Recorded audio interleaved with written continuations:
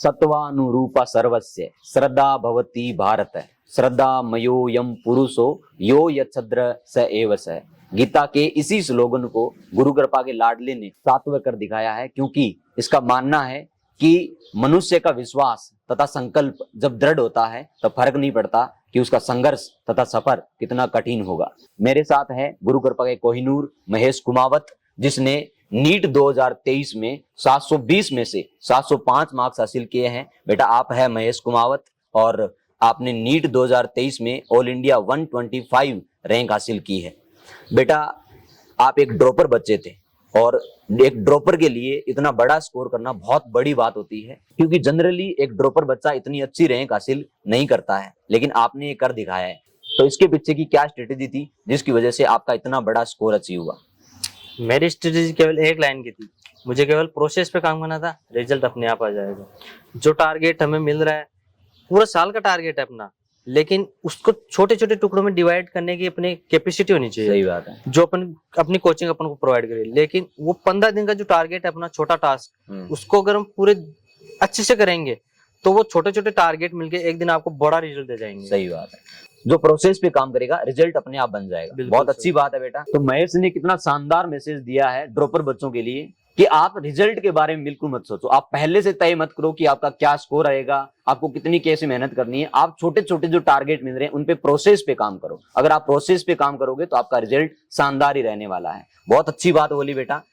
बेटा जब इतना बड़ा स्कोर हासिल किया है तो आपने जब डीटीएस दिए, आरटीएस दिए, माइनर दिए, तो आपको कितनी बार ऐसा लगा कि आपका जो स्कोर है वो 700 प्लस आने वाला है? देखो सर, ये वेरी करता है हर दिन और हर दिन।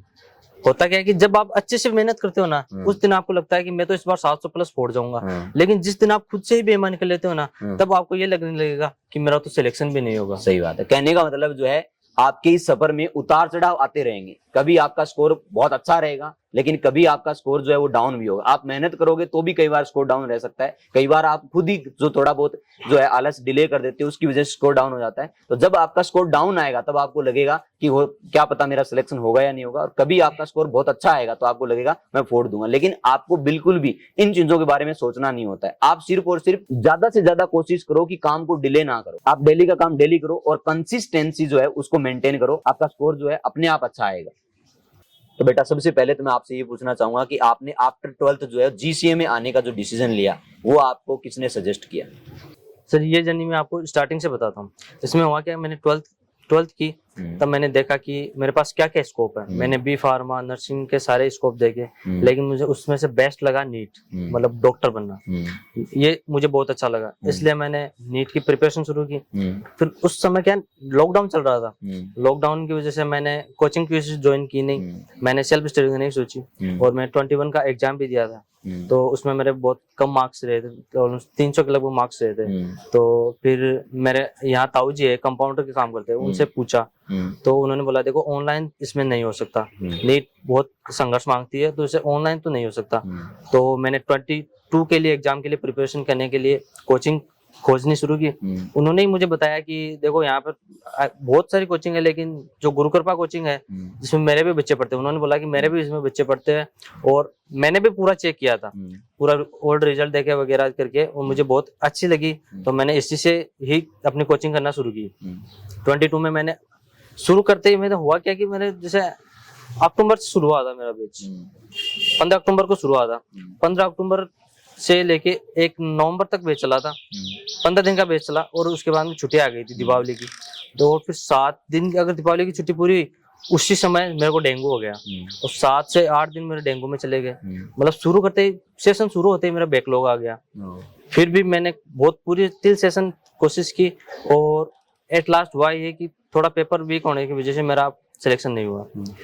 फिर 1 साल देनी तो थी, पीछे मुड़ के देख नहीं सकते। अगर 1 साल देनी थी तो मैंने सोचा इस बार भी अपना बेस्ट देंगे और रिजल्ट लेके आएंगे। फिर वापस प्रोसेस पे लग गया, प्रोसेस पे काम करता रहा, एट लास्ट रिजल्ट आ गया। तो जब आपने पहली बार ड्रॉप लिया तो आपका सिलेक्शन नहीं हुआ, तो आपको क्या लगा कि आपने कहाँ कहाँ कमियां छोड़ी थी जिसकी वजह से आपका सिलेक्शन नहीं? यही तो सर, मेरे को उस टाइम पे, मेरे को जब रिजल्ट मेरा नहीं आया, लेकिन मेरे को ये था कि मैंने अपना बेस्ट दिया है, मेरे को 1% भी उसका रिग्रेट नहीं हुआ। मैंने पेपर दिया, बहुत गंदा सा हुआ था, लेकिन 562 मार्क्स आए थे, मेरा सिलेक्शन नहीं हो रहा था। मैंने बैठा, एक बार दुख हुआ, लेकिन मैंने बैठ के सोचा कि मैंने कहाँ कमी छोड़ी है, मेरे को एक भी इवेंट ऐसा याद नहीं है जिसमें मैंने कमी छोड़ी हो, तो मुझे बिल्कुल भी उसका फिर दुख नहीं हुआ, कोई रिग्रेट नहीं हुआ। मैंने कहा कि मैंने अपना बेस्ट दिया है, वापस शुरू करते हैं, कोई नहीं, अनसक्सेस होते हैं, सभी होते हैं, अनसक्सेस होके सक्सेस होते हैं, वही खिलाड़ी होते हैं। क्या बात है बेटा, आपने जब पहली बार प्रिपरेशन करी तब भी आपने एक भी कमी नहीं छोड़ी, नहीं छोड़ी। और उसी चीज का एक्चुअल में ये रिजल्ट है आपका। Yes, sir. जब आपने पहली बार कमी नहीं छोड़ी तो दूसरी बार आपने और ज्यादा अच्छे से जम के मेहनत की, Yes, sir. और आपकी ये जो स्ट्रेटेजी है, आपको डिले ना करने की जो स्ट्रेटेजी है, इसी की वजह से आपका ये जो स्कोर है इतना अच्छा रहा है। तो महेश की इस बात का जो मैसेज है वो ये है कि आप कहीं भी कोई भी कमी मत छोड़ो जिससे आपको बाद में रिग्रेट ना हो।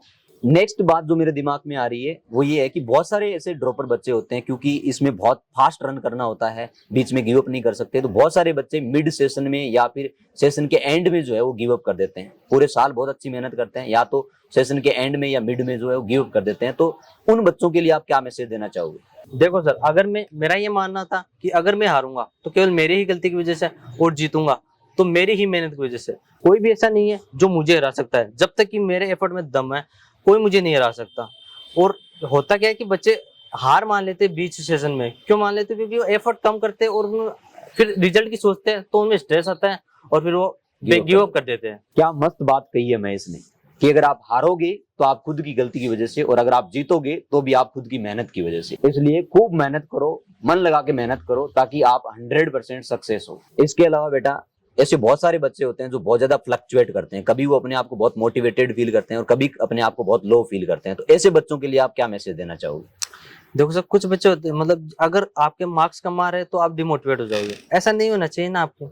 आप दो टाइप के मोटिवेशन होते हैं, एक एक्सटर्नल होता है जिसमें तो आप 2-4 होल वाली बातें सुन सकते हो और एक्सटर्नल मोटिवेशन पा सकते हो, लेकिन आपका मोटिवेशन इंटरनल होना चाहिए जो आपको अंदर से मोटिवेट करे करने के लिए। तो ये अंदर से मोटिवेशन कहाँ से आता है? वो आपके गोल से आता है, आपके सपने, आपने डिसाइड किया है वो सपने आपसे काम करवाएंगे। जो आपको मेडिकल कॉलेज चाहिए वो आपसे काम करवाएगी। आपके लिए सबसे ज्यादा इनर मोटिवेशन क्या था? सबसे ज्यादा इनर मोटिवेशन मेरे पेरेंट्स थे। कैसे? जैसे अब मेरे को 4 बजे उठने में जोर आ रहा था, तो मैंने सोचा यार देखो, मम्मी उठ रही है, पापा उठ रहे हैं, वो काम जो है पूरे दिन अगर वो काम कर रहे हैं तो मैं क्यों नहीं कर सकता।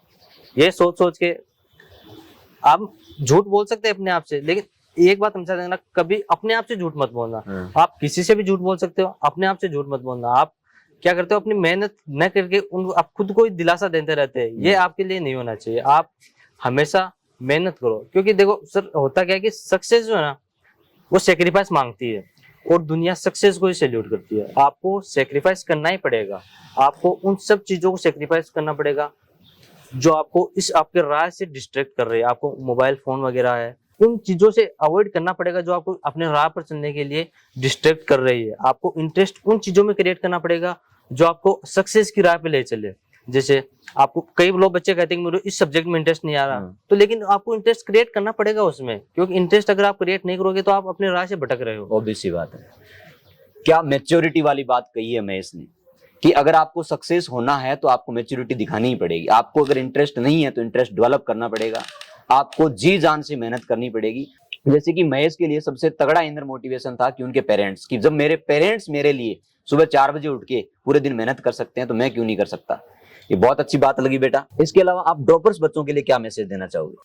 देखो सर, होता क्या कि नीट है ना, बहुत ज्यादा और एक्साइटिंग वाली चीज नहीं है। इसमें बहुत और एक्साइट वगैरह काम करोगे ना तो आप थोड़े दिन ही कर पाओगे। इसमें कंसिस्टेंसी, एक C4 मंत्र है, उसमें क्या है कि first of all clear vision, आपका विजन क्लियर होना चाहिए कि मेरे को नीट करनी है, बस क्लियर विजन होना चाहिए। सेकंड है कंसिस्टेंसी, थर्ड है कंसंट्रेशन, और 8 लास्ट आपको कॉन्फिडेंस होना चाहिए। नीट कॉन्फिडेंस का ही खेल है, अगर आपका पेपर में कॉन्फिडेंस नहीं आ रहा है तो आप चूक जाओगे।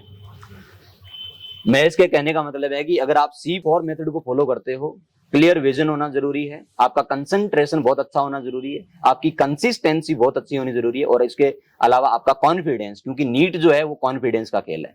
बहुत अच्छा लगा बेटा आपसे मिलके, आपने बहुत यूनिक जो मैसेज दिए, इसके अलावा बहुत अच्छी बातें बताई ड्रॉपर्स के लिए, नीट एस्पिरेंट्स के लिए। बहुत अच्छा लगा आपसे मिलके। नमस्कार साथियों, मैं गौरीशंकर स्वामी गुरु कृपा के इस बेहतरीन डिजिटल प्लेटफॉर्म की ओर से आपसे रूबरू हो रहा था, और मेरे साथ है महेश कुमावत, सन ऑफ रामावतार जी कुमावत, सीकर के सिसु रणौली के रहने वाले हैं। बेटा आप जिंदगी में बहुत तरक्की करोगे, खूब मेहनत करो, आगे मन लगा के, और जिंदगी में आगे बढ़ो। नमस्कार।